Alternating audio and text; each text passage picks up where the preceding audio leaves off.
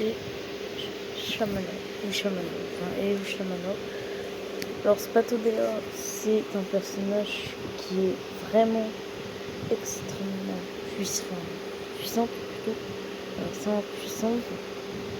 Elle va se jouer autour de la brûlure. Cependant, elle demande un plutôt gros investissement pour dévoiler son plein potentiel en termes de puissance, parce que les persos qui sont là de la brûlure, il n'y en a pas vraiment beaucoup. Il y a une qui, on va pas se cacher, pas dingue. Il y a Isolde qui est monstrueuse, mais qui est ses étoiles, donc difficile d'accès. Et en soi, c'est vrai que Spatodea, si on n'a pas Isolde, elle perd considérablement en dégâts. Aussi, si on veut aller la jouer à son plein potentiel en raid, il serait bien de préférence d'avoir un Geichan qui pourrait grandement améliorer ses performances. Donc ouais, le perso demande un gros investissement pour vraiment performer. Aussi, si on veut encore une fois dévoiler vraiment son plein potentiel, elle est plutôt situationnelle, et puis il faudrait la mettre dans ce combat vraiment axé sur du mono.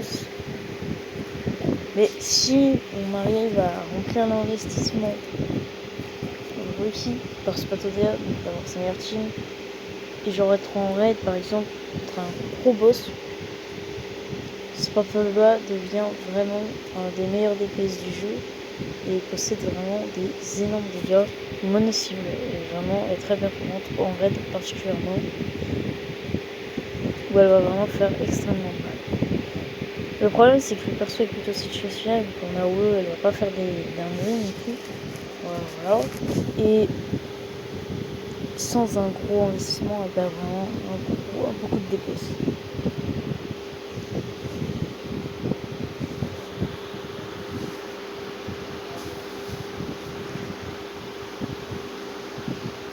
Je suis pas forcément un perso à boule, parce que juste c'est difficile de pouvoir suivre l'investissement demandé par cette dernière, en plus d'être très situationnel. Cependant, ça reste un personnage beast, donc il peut être intéressant. Voilà, si on n'a pas de DPS beast, moi à l'époque je l'avais cool, justement parce qu'il était beast.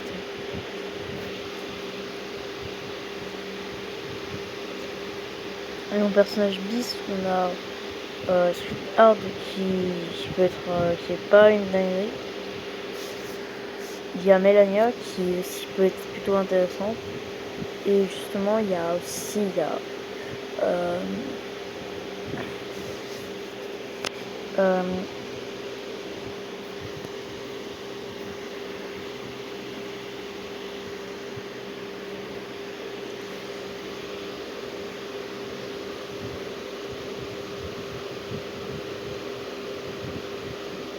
Centurion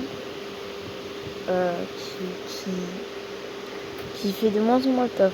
Franchement, elle est pas ultra forte en Centurion actuelle.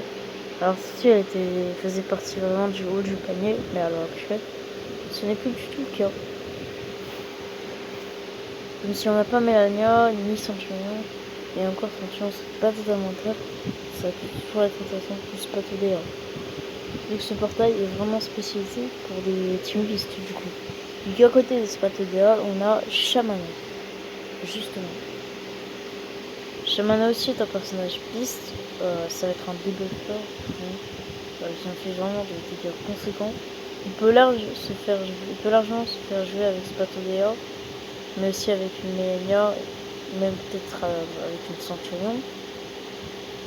Donc en termes de personnage avec les persos beast, il est plutôt polyvalent, et même en général.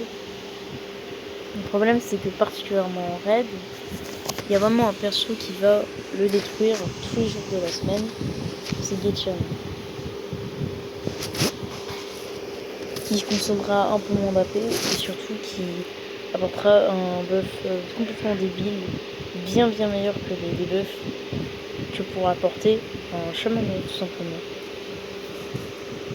Donc c'est vrai que pas vraiment d'intérêt pour les Shamana si Gei-chan existe et est plutôt performant. Donc ça peut être intéressant, ça peut être un bon portail intéressant pour commencer à construire une team brûlure, une team beast plutôt, surtout une mono beast. Parce que Shamana et Spatolia peuvent avoir une plutôt bonne synergie. Mais à long terme, c'est vrai que c'est mieux de remplacer du coup Shamana par Gei-chan. Donc pour Shamana, c'est pas non plus une dinguerie.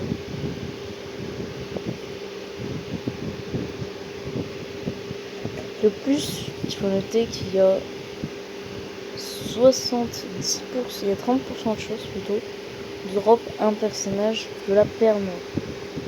Et de fortes chances du coup de pas drop des persos beast, qui est du coup le gros intérêt du portail, c'est pour faire en gros des team beast, mono beast, parce qu'il y a 2 personnages beast, donc c'est vraiment pour les mono beast. Hein. Et c'est vrai que c'est bien une mono beast, mais voilà, ça peut être très intéressant si on n'a pas de gros perso. Ça va être très intéressant pour une purge du coup les ennemis plantes. Mais derrière, encore une fois, il y a 30% de chances qu'ils peuvent toujours proc. Hein.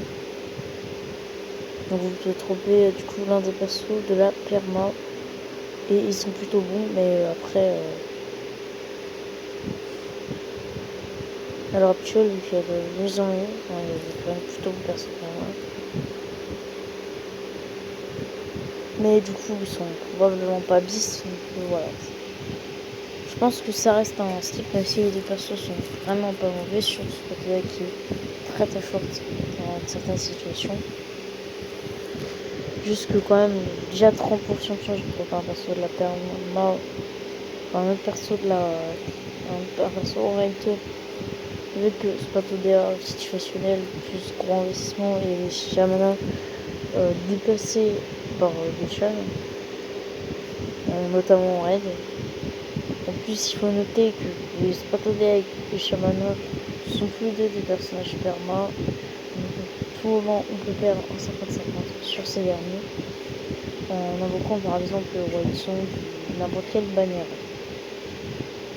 Donc peu d'intérêt sur ce portail, même si clairement les persos sont vraiment pas mauvais. Mais voilà.